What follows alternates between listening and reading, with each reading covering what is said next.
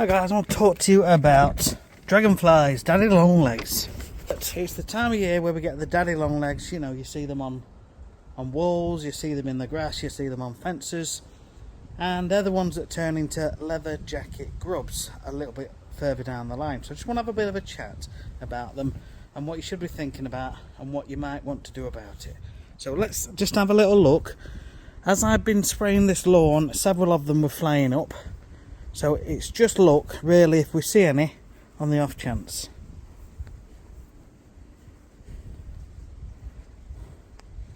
This lawn's got a fair bit of disease and violets in the lawn. If you repeat spray once a week with something like Resolver Extra or Weed All for Lawns, usually within 2 or 3 applications you can get them down. Again, we've got some ants which have come up in the last week. And those mounds, if you just brush them on a dry day, it'll stop the grass from dying under the mound. So you are basically cohabiting with the ants. So it is just nature, isn't it? It's just nature doing its thing. You can leave them well be, and in situations it won't cause a problem. If there's only 1 or 2 flying around, you're not going to have much of a problem, because a lawn can tolerate a few. The problem becomes when you start to get a lot, and they're flying around now, then they're going to go and lay their eggs. They're going to mate first in nearby bushes, then they're going to go and lay their eggs, and then 2 weeks after that the eggs will hatch, and then the young larvae will begin to feed on the roots of the grass and other organic matter. So that is how it happens. Now, like I say, your lawn will tolerate 1 or 2, but it's when you've got a few and the whole grass plant in a big area is getting eaten at the same time, and it just stresses it out. It's eating the roots from the bottom and working up to the surface, and when it gets bad you can lift it up like a carpet because the roots are no longer attached to that bit of turf. The damage also comes when the birds, like the crows, tend to come down, and the starlings, to lift the grass so they can get to the grubs, and they do, and it's actually starting to happen in my lawn, which I'll get to in another video very shortly. So what can we do about it? Well, if you can catch them at the first sign, when you see them flying around, if you can go out and stamp on them, you'll kill a fair few, and then they're not going to obviously lay their eggs, and they're not going to then hatch into grubs. So if you can do that, great, you've reduced the numbers. But it's now, for the next few weeks, you need to be going out quite often onto your lawn and having a look. Another option you could do is actually put some netting down. Now, garden fleece, netting, things like that. Fleece, really, more than netting with big holes in.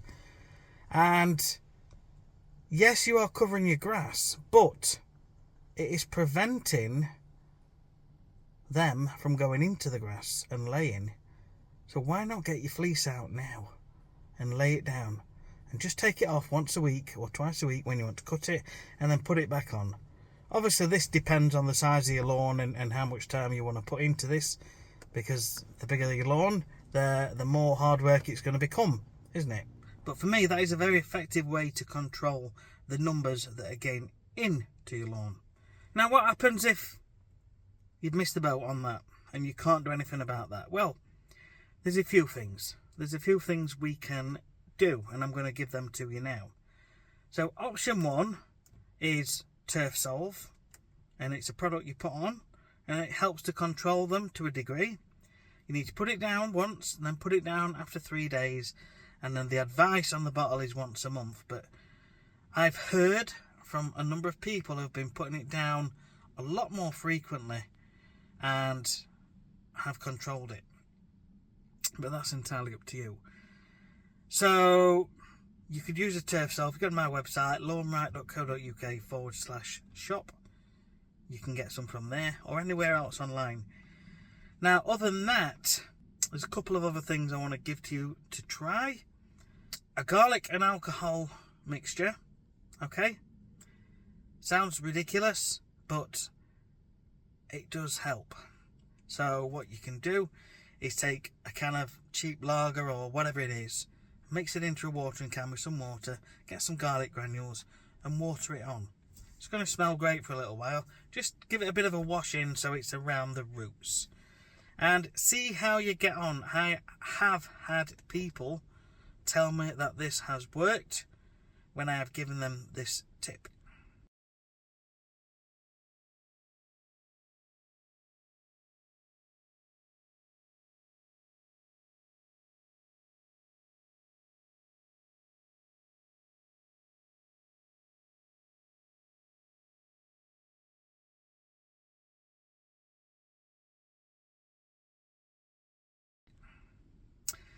Now, one more tip that you can use, okay? You can take a black tarpaulin or a black thick sheet or a piece of carpet.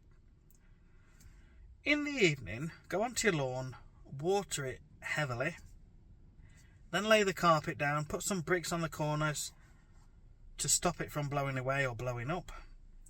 First thing in the morning, nice and early, whip it off the carpet or whatever you've put down the tarpaulin, and you should have lots and lots and lots of black, browny grey grubs that look a little bit like caterpillars, but they're brown. Okay, I'll put a picture up now of a leatherjacket grub, and they should all have come up to the surface. You can use a stiff brush to brush them off, or you can pick them off with a glove on your hand if you wish, or just pick them off and put them into a bucket and dispose of them however you want to dispose of them. So that's a few ways that you can use. There are lots of other methods as well. All are tried and tested but are an idea. Now the last one I want to give you is entirely up to you how or if you wish to use this. Now it's a product called Neem oil, but it's getting banned or is banned. I haven't looked for a while if I'm honest, but the last time I looked I thought it was banned.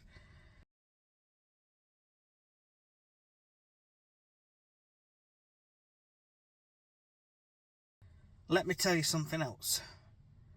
When you get flea shampoo for your dogs, okay, it's designed to kill little insects, little fleas, things like that.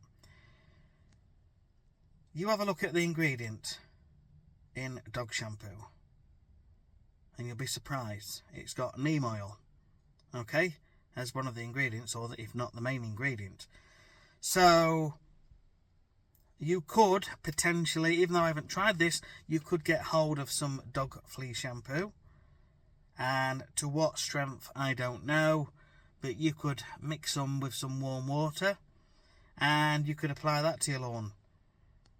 But again, all of this advice, I have to be careful what I say, because I don't want to give any advice which is, one, not recommended, is not good for the environment, things like that. So all of these are for entertainment purposes only, but it's there just to sort of raise your awareness of what things are out there and what potentially can be done. If you don't want to go to any of them lengths, what I will say is look for a lawn care company in your area and ask them for a one-off pesticide application, because there is a product now which only in the last 2 to 3 years has become available for lawn care companies. Prior to that it was only for golf courses and horse racing circuits, and this pesticide is the only one which is available which will kill the grubs. Okay, you can get it in, you can get a company in to do a one-off application, but it's not cheap. A little bottle is like £500 a bottle. It's crazy money.